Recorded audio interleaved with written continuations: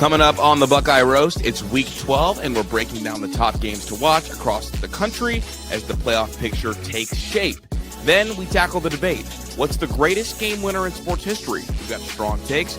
Pat Narduzzi's back at it with some truly unhinged Notre Dame comments. We'll break those down and talk reaction.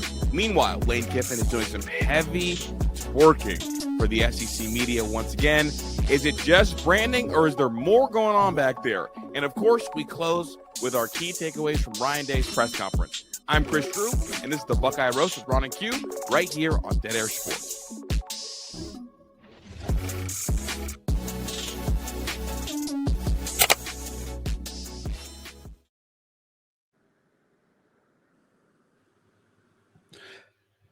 Good morning, good morning, good morning. We are back for another episode of the Buckeye Roast. It's your boy Ron James here with my guy QP Ski. Q, how you doing?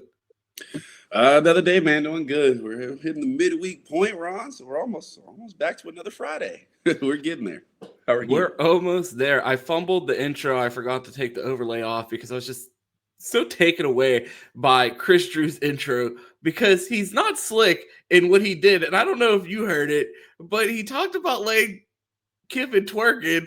And then he said, what has he got going on back there? What does he mean by that? You heard that, right? I did hear that. Oh, man. He's not slick with that one. Q, but first I wanted to start with our lovely community.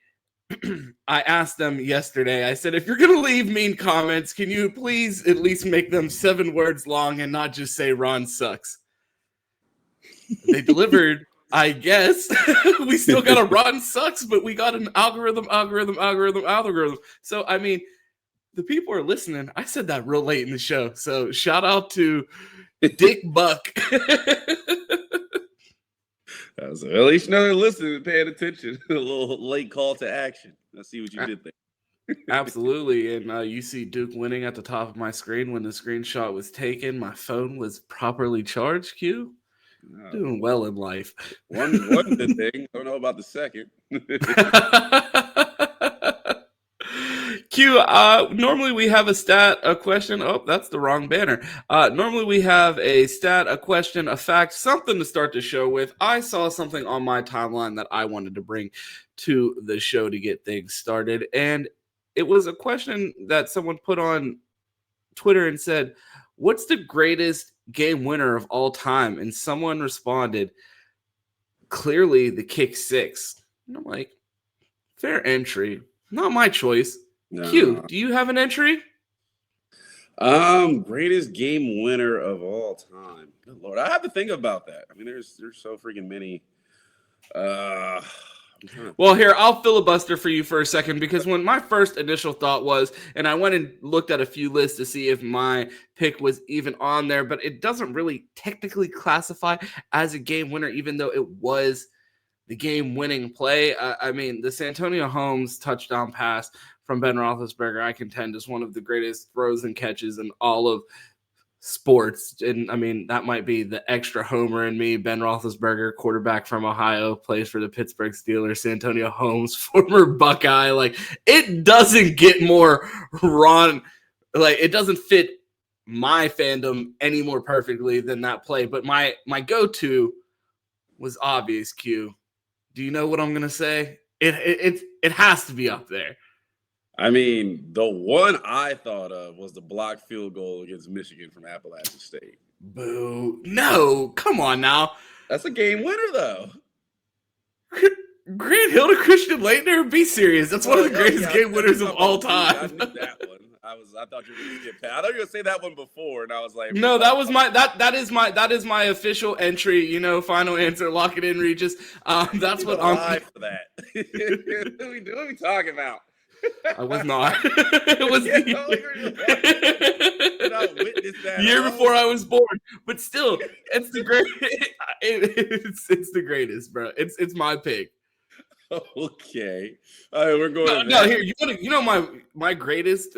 It's not even a game winner. It's a sports buzzer beater that I've seen, and it didn't even count. Dude, seeing a game-winning shot, a half-court shot, a full-court shot go in is so electric in a basketball environment. Like, I've never been moved from my seat in a sporting event outside of a Penguins playoff hockey game like when I was at a Kentucky Robert Morris exhibition game and one of the Harrison twins hit a 3/4 court buzzer beater at halftime. And it was just like one of the most electric plays ever. So I could only imagine being in the stadium for one of these historical plays. Q, I hope I did enough to filibuster for you to come up with at least some answer. Now you got me thinking of some. I would say the Villanova over UNC game winner, the national championship. Yeah, that's a great one. I forget his last name. Anytime UNC loses, you got me. Yeah. In. I mean, that's a great game. In a natty, there's probably no better time to hit a game winner. I mean, yeah, I'm trying to think of ones that I really witnessed and that was throughout history. Is the kick six the greatest college football game ending play? I mean, you have the band is on the field. Yeah, they still don't know if that was actually legal. But yeah, I mean, the kick six definitely is up there. I mean, I would say, yeah, there's a ton. There's just so many game winners out there that it's just like, Jesus, it's hard to pick one. Okay, so that's a great no answer. Someone in the chat, let us know a pick for Q while he thinks about that. We'll give him till the end of the episode to maybe answer that question. But before then, we have a show to do here, Q. So let's get into it. Play the song.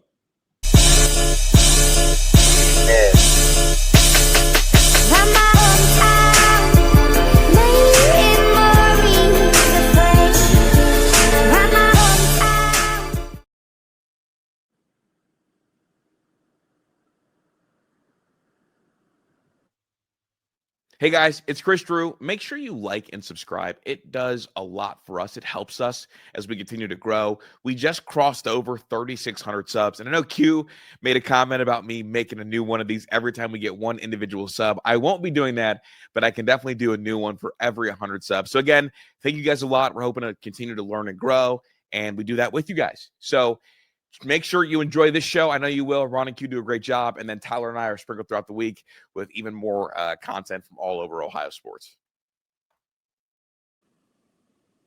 We're like a TV network these days. We got so many shows going on around this place. But again, shout out to our guy Ben Vargo, because I asked everyone to call Chris Drew a liar in the comments because we still have not got our 3,700 subscriber video. And if he doesn't get us one soon, Q, it's going to be too late because we're at 3,740.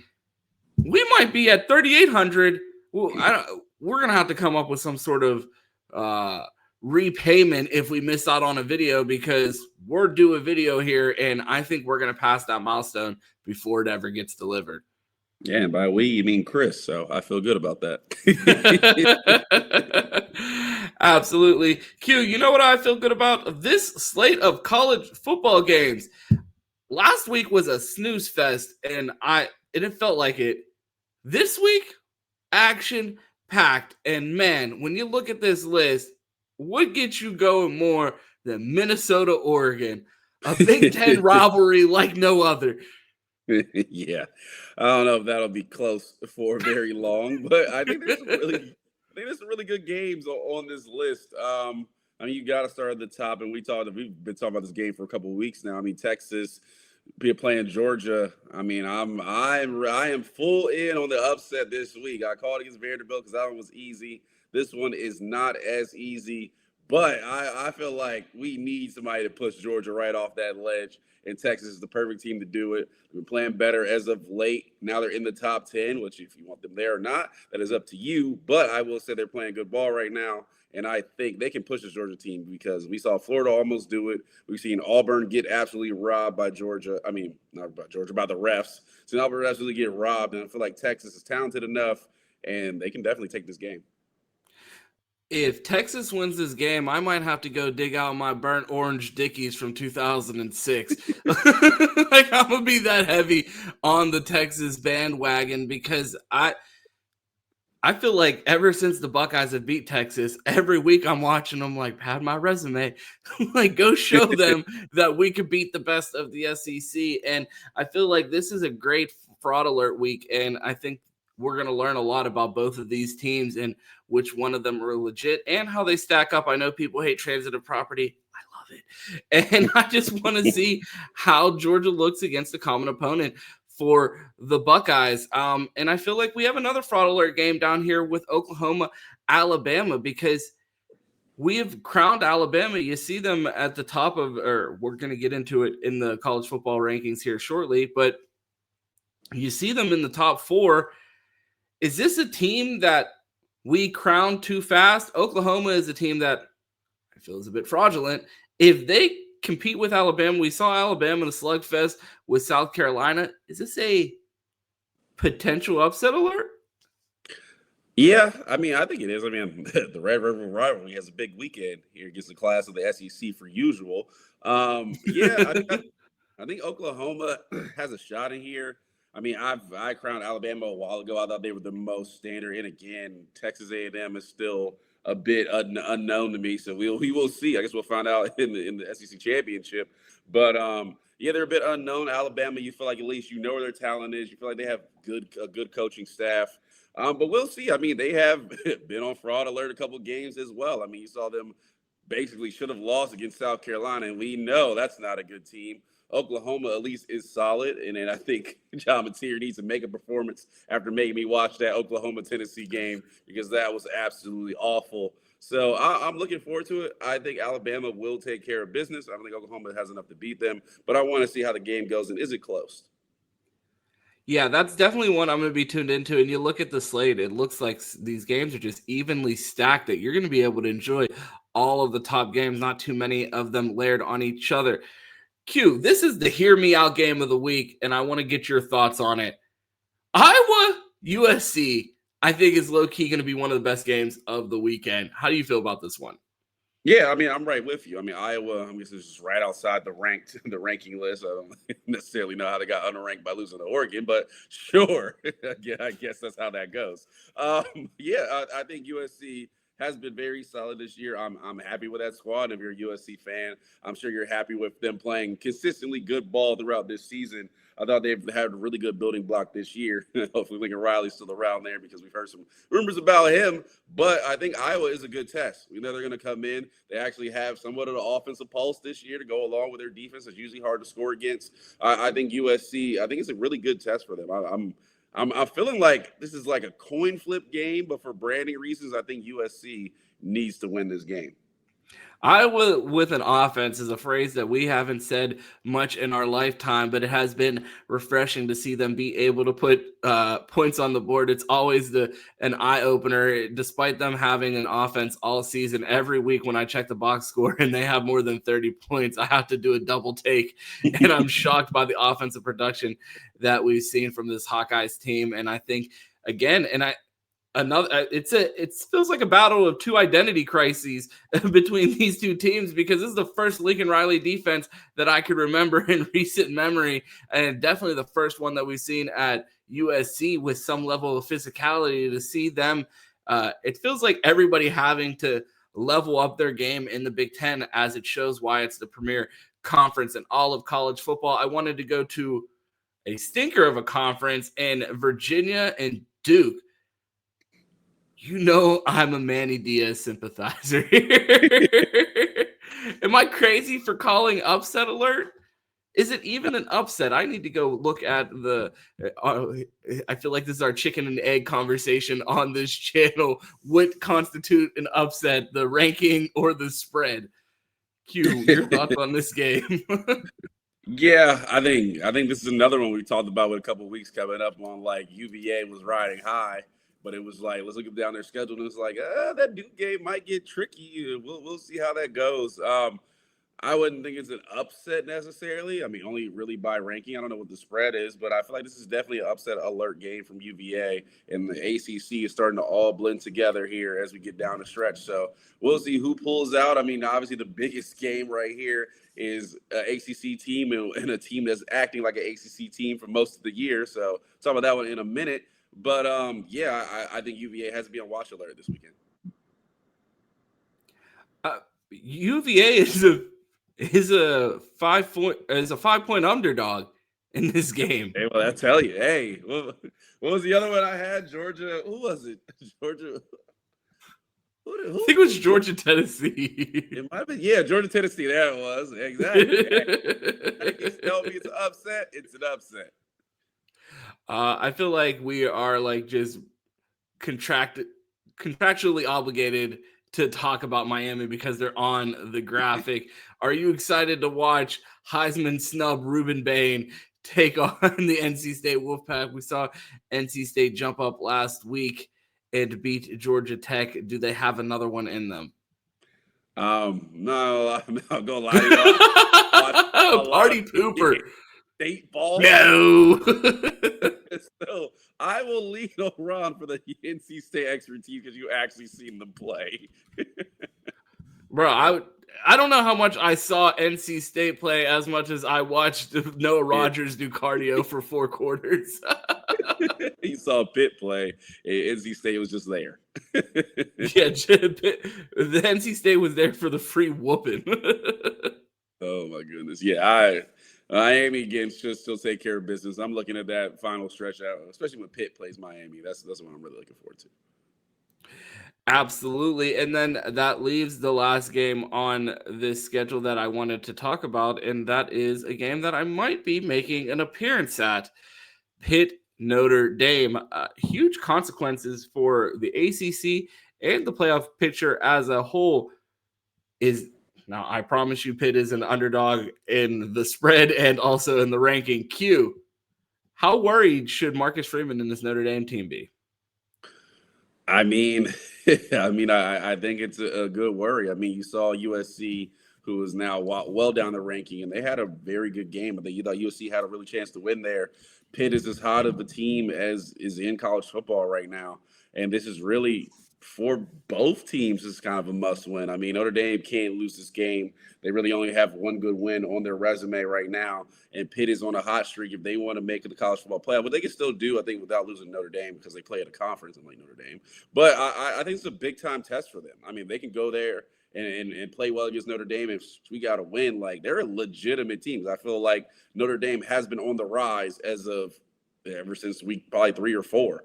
So they've been on the probably since week 4. So they've been on the rise ever since then. So I think this is a good matchup of 2 hot teams in college football. Definitely would lean Notre Dame because of the talent, but nobody's playing better ball than Pitt right now. Yeah, our guy Cam might be coming into the city to go to this game. Of course, my family has numerous tickets for it. It's a noon game. The Buckeyes play late. I might sneak down to the stadium. Game day will be in Pittsburgh. I got a text from my cousin who watches the show faithfully and said, I'm going to show up to game day with a "We Want Ohio State" sign. After I went on my rant about no one showing up to game day with "We Want Ohio State" sign. So I appreciate him for tuning in. I think that would be hilarious if we get a game day sign with the most random reference that Pitt wants Ohio State. Like, what was the score the last time Pitt and Ohio State played? I believe 72-0. I do believe 72-3. They didn't score more than 3. I know that. In 1996, Ohio State defeated Pittsburgh with a final score of 72-0. This was the worst loss in the history of the Pittsburgh Panthers football program. Ron, good questions. You're coaching a team. They lose 72-0. After the game in the locker room, what do you say? I'm putting my laptop on the biggest screen in the locker room, and I'm calling Coach 30 on Skype and letting him talk to the team. That's just one of those losses that's just like, what do I really say? We suck. We had no chance. The game was over when we got off the bus. Yeah, no chance for the Pitt Panthers that day, but hopefully they have a better chance on Saturday. Q. Hold on, I got one more for you. Switch off. TCU and BYU. I need TCU to go ahead and pull the upset in this one, so my Utah fanhood can continue to go off and they end up in the playoffs. So yeah, TCU, take care of business this weekend.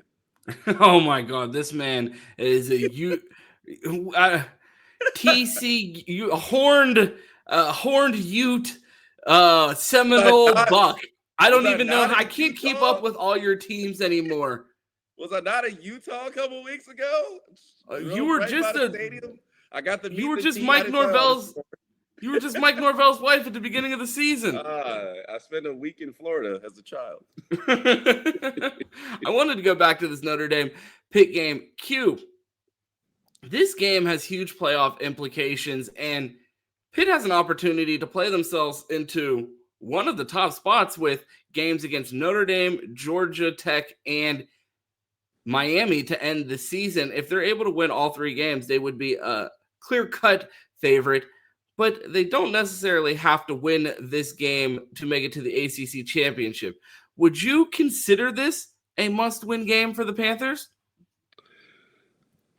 I think it's separate. I think it kind of separates them with whether you're a contender or pretender. I mean, I think you need to be well into this game because we don't think Notre Dame is the best team in college football by any means, but we feel like they're on the edge of contending, and we'll see how it shakes out with this logjam of 15 SEC teams between 3 and 8. So I think this is a good fraudulent alert game, and not fraudulent as a fraudulent team, but a like pretender contender game right here. So I think they need to go out and compete. They don't need to win, but you got to be like, you got to leave out and say Pitt had chances to win that game, or they could have won that game, or they're real because they won that game. And I feel like Notre Dame is in a must win, so they can't lose, but Pitt is in a prove it, or we're going to just consider you a lower level ACC team that might sneak into the playoffs. Well, Q, you said this is a potential fraud alert. Well, I have a spoiler alert for you and a little bit of breaking news. Ladies and gentlemen, can I please have your attention?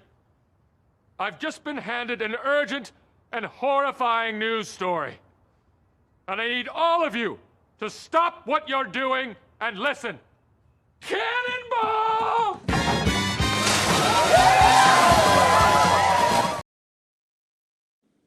It's going to lose Saturday because their coach is a loser. Do you feel like this is a must-win for this team when it comes to something? Absolutely not. It is not an ACC game. I'm glad you brought that up. It's not an ACC game. I gladly get beat 103 or 110 to 10 in that game. They can put 100 up on us as long as we win the next two after that. But again, our focus is on Notre Dame and getting as many wins as we can.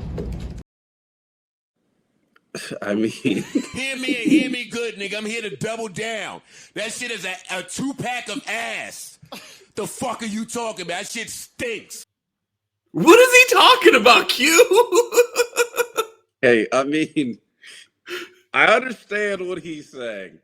Notre Dame's not an ACC opponent. That does not knock them out of playoff contention. My beef is, why'd you have to pull the score 103 to 10? Like, if you lose 103 to 10, I don't care if you win the ACC. You're not getting in the playoffs. Like, we just saw what happened. They are not a playoff team. Put Tulane and Memphis in. Like, no, I'm good. They cannot have that spot. We'll give it to that non-power 4 team and go in there. I don't care what they're ranked. They won't lose 103 to 10. I tell my cousins and my family all the time, the reason is not resources. The reason is not geography. The reason is not the rented stadium that they will never win a championship. It is because Pat Narduzzi is in a elite group of coaches in college football that I consider to be a part of the clown car of bozos.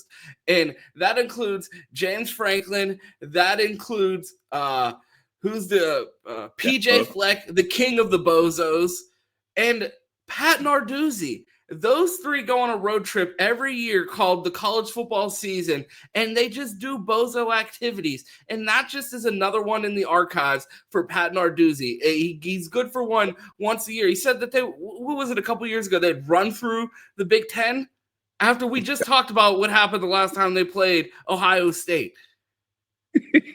Yeah. Problems with the ACC, but if it's not an ACC opponent, then we're going to lose by 93. Like, it was like 97. I don't know what the different one, but it was like, Jesus Christ, man. Like, say anything, but who's going to feel confident at going into the game when you just say that in the press conference? Like, well, damn, coach. Like, I thought we had a chance. People ask me all the time, like, why aren't you a Pitt fan? I'm like, I, at a very young age, rejected that misery. I was like, I do not want to be a part of this. You have not been able to give me any factual reason of why I would want to be a part of this. And I just had a rant the other day about the national media not being nice enough to my team that's ranked number 1 in the country. Could you imagine if I had to get on and do a podcast about that type of bozo? I'd lose my mind. My cardiologist would have to be on standby at all times because my blood pressure would be through the roof. Like, I don't know. I don't wish this misery upon any. I've had serious conversations with my family. Like, are you sure you want to pass this misery on to your children? Ron said, that's not fair. Ron you know what I said, mean? Their cousin covers Ohio State. They could just come enjoy greatness, but no, they're being subjected to this bozo. Ron said, growing up, I didn't know who my favorite team was, but I knew who my least favorite team was. I swear to God, that's the most accurate description of my relationship with Pitt my entire life. Like, I only softened on Pitt when I got to college and had friends on the team. And until then, like, it was, I hope that they lose. And as I matured, it's like, these are kids that represent a school from my city. So I'd no ill will against them. So I don't actively root against them. But as a child, I hated Pitt. Well, no one's going to claim that Ron they lose 103-10. So let's let you know. If you have any friends left on the team, tell them play for their pride on Saturday. I don't think you understand, Pitt fans. Anyone that's still rooting for that team, 103-10, they're still going to be there. That's NCAA football. The stadium's empty halfway through the game. No one's there anymore. Halfway. It's look, but that's the thing. Stadium's already empty, so there's no one. The same people that are still left when it's half empty are the only ones that are showing up at this point. It's gonna look like a practice. But Q, you know what the craziest thing about that statement is? What? This is a rivalry game. Pitt and Notre Dame are rivals. This rivalry goes back decades, and then you're talking about they're not in the ACC, so it doesn't matter. I just don't understand as a fan. As a player, how you see your coach go out there and say, I don't care about winning. Like, I would just like to reimagine this video and it's Ryan Day with those exact same words. I mean, isn't Notre Dame closer to an ACC championship than Pitt recently? Like, if I'm not mistaken. Pitt actually won an ACC championship 4 years ago. It did? Yeah. Notre Dame almost won one, 5 years ago? So, okay, I didn't know Pitt won it, but Notre Dame was close. So, hey, might as well look at this ACC team. Yeah, I mean, regardless, both of those teams closer to an ACC championship than Miami. We all know that. Q, I don't know what is in the water in the coaching sphere, but everybody is saying loony things. And while Pat Narduzzi just said probably the softest thing I've ever seen in a press conference, Lane Kiffin turned into a city girl in this press conference. I asked you last week, so I'm just a little curious now that the first CFP rankings are out, where you guys were, where the league was. Were you encouraged by that? I think in some ways a little bit, but you know, I think that some other people have pointed out in other ways, no, like, you know, Texas A&M being 3, you know, well, what more do you want them to do to be 1? You know, like I said, when people want to schedule and they say, okay, man, we need you to schedule hard teams. You're going to have now 9 SEC and then play another hard one. Well, they went up to Notre Dame and won. So those people that say, man, those schedules are worth it to play that. What if they didn't play Notre Dame? If they just played whoever and just had an easy win, they'd be ranked in the same spot. So what good did that do if that's not rewarded? You know, so they got the highest metrics of everybody and they're not number 1. So I don't know. Again, you talk about those 2 teams right there, put them on a neutral site, ask Vegas who would win, what's the spread. And that to me shows more than people sitting around a room just guessing.